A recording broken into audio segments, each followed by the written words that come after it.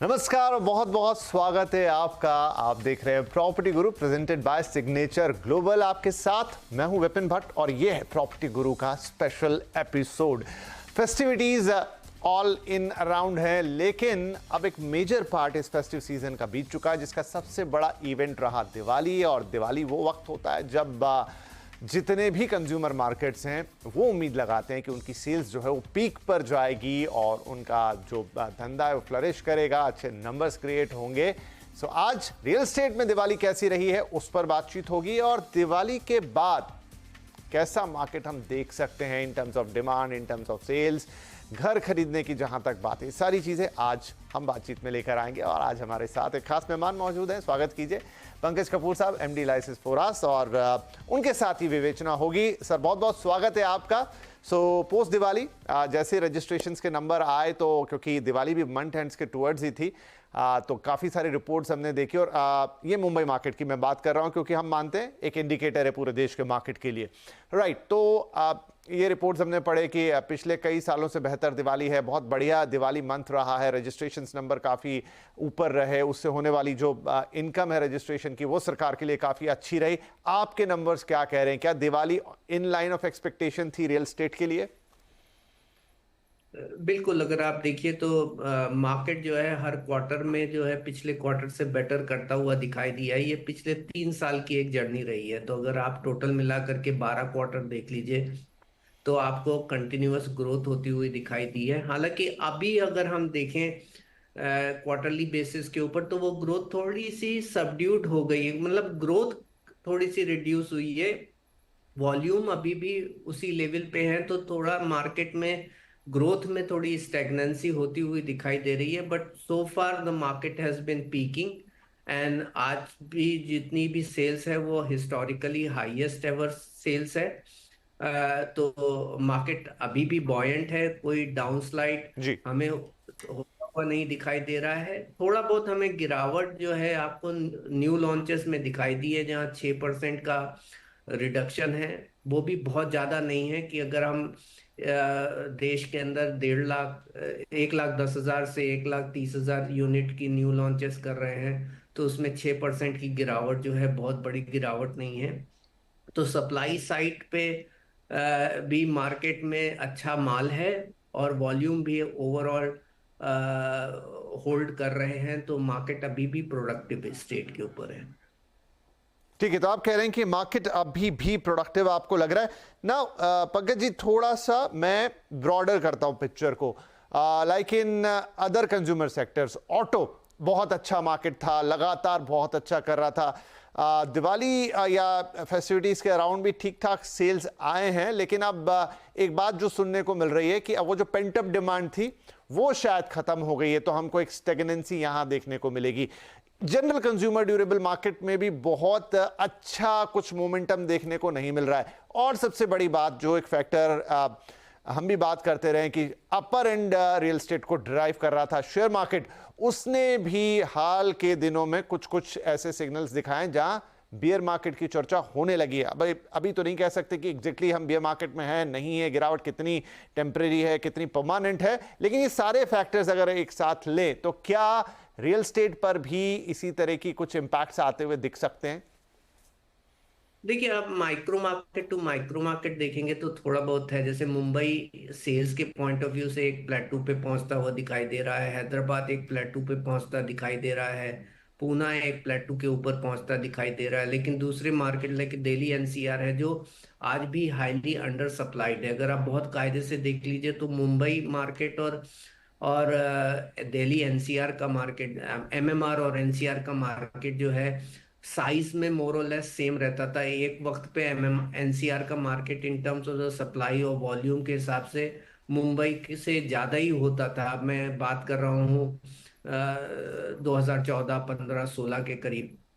आज के दिन एनसीआर की सप्लाई जो है वो और वॉल्यूम है वो मुंबई का 1/4 और 1/5 लेवल पे है।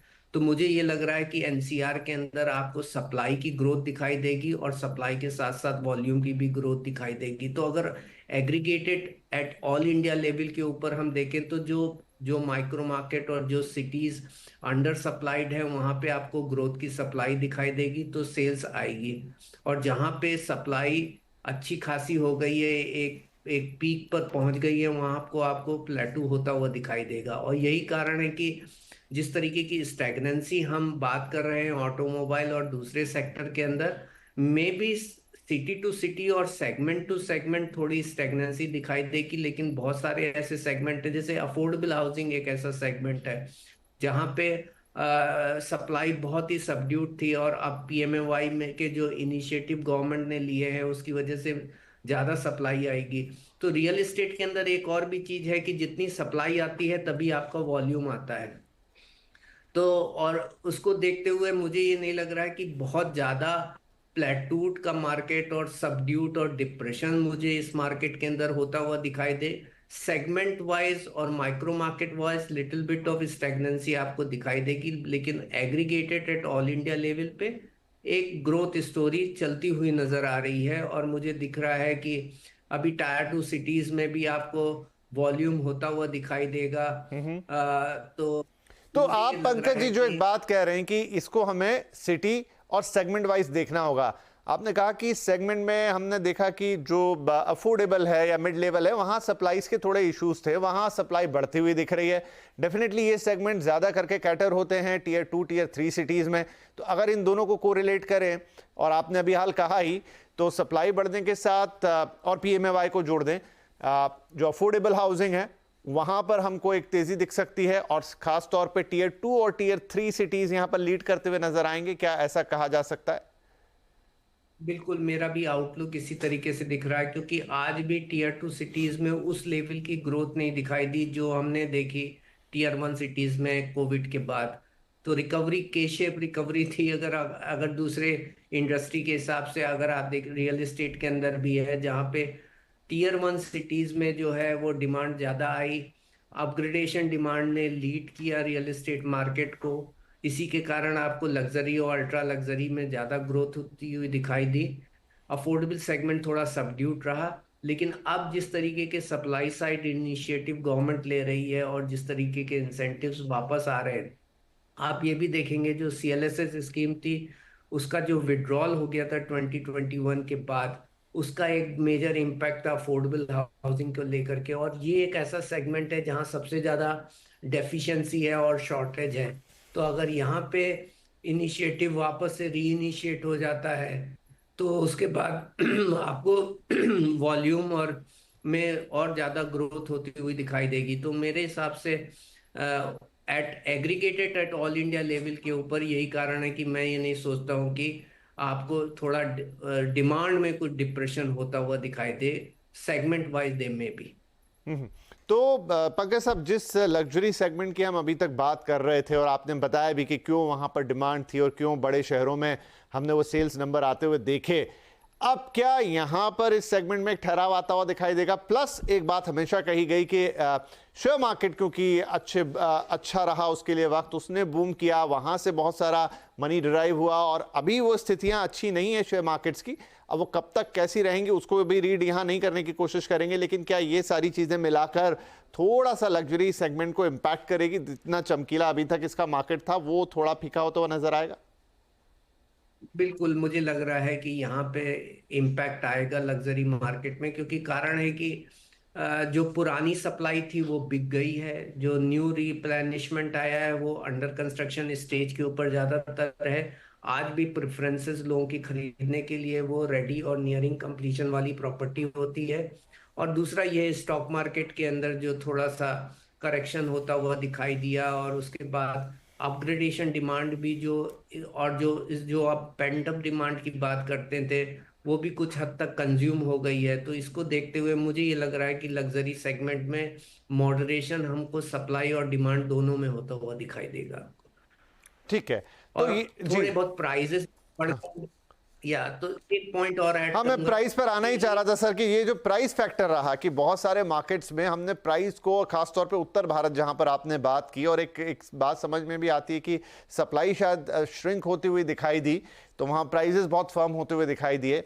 अब अगर वहां सप्लाई बढ़ती है तो क्या प्राइजेस थोड़े कूल डाउन होंगे? और सेकेंडली वो डिमांड अभी भी उतनी ही बरकरार रहेगी जैसी अब तक हमने देखी? बिल्कुल, बिकॉज द रीजन इज अभी जो सप्लाई के कंस्ट्रेंट होने की वजह से आपकी जो भी सप्लाई आई है वो ज्यादातर लग्जरी सेगमेंट में नॉर्थ इंडिया में दिखाई दी है, जहाँ पे डीएलएफ और बाकी कुछ एक जो लार्ज डेवलपर हैं उन्होंने भी जो न्यू लॉन्चेस किए वो हाई एंड के ऊपर किए।